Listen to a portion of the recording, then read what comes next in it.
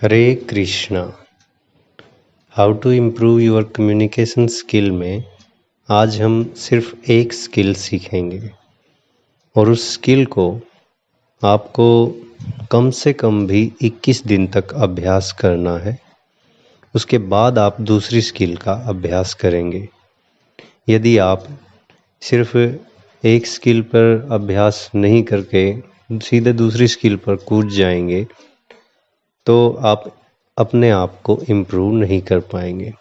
इस स्किल के बारे में आपने बहुत सुना होगा कि कम्युनिकेशन के लिए जो सबसे ज़्यादा ज़रूरी स्किल है वो है हमें दूसरे की बात को पूरे ध्यान से सुनना है।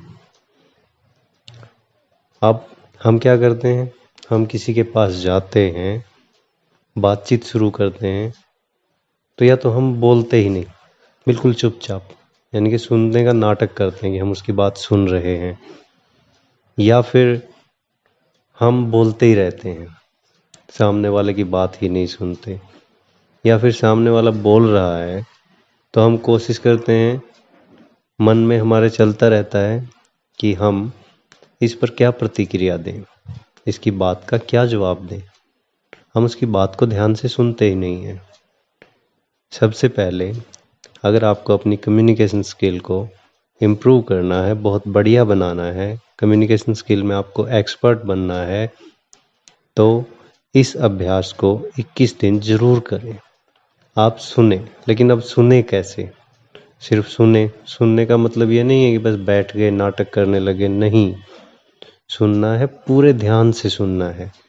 सामने वाला क्या कहना चाह रहा है उसके अर्थ को समझना है। कोशिश करिए कि उसकी बातों को आप रिपीट करते रहें, मन मन में रिपीट कीजिए, सामने मत रिपीट करें।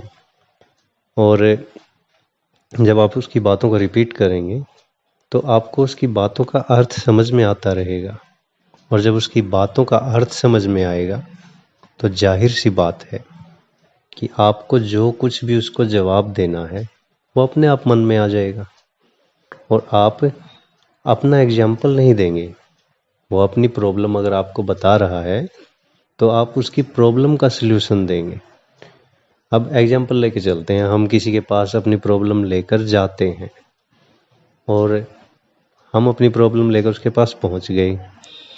अब हम क्या करते हैं, हम उसे अपनी प्रॉब्लम सुनाना शुरू करते हैं, लेकिन अगर वो हमारी प्रॉब्लम पूरी सुने बिना, पूरी समझे बिना सामने से जवाब देने लग जाए तो क्या आपको लगता है कि हम उसके पास बैठना पसंद करेंगे? अगर दोबारा कोई प्रॉब्लम हमें होगी तो हम उसके पास लेकर जाएंगे? नहीं, बिल्कुल नहीं। हम अपनी प्रॉब्लम ऐसे आदमी के पास लेकर जाते हैं जो हमारी बात को पूरे ध्यान से सुनता है और फिर जवाब देता है अगर ज़रूरत हो तो। कई बार ऐसा होता है कि सिर्फ सुनने भर से ही लोगों की समस्याओं का समाधान हो जाता है, सिर्फ सुनने भर से ही।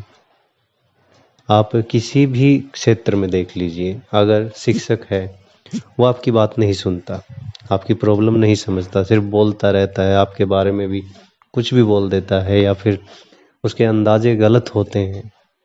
क्यों होते हैं उसके अंदाजे गलत आपके बारे में? वो इसीलिए होते हैं क्योंकि वो आपकी बात को पूरे ध्यान से नहीं सुनता, आपकी प्रॉब्लम को पूरे ध्यान से नहीं सुनता।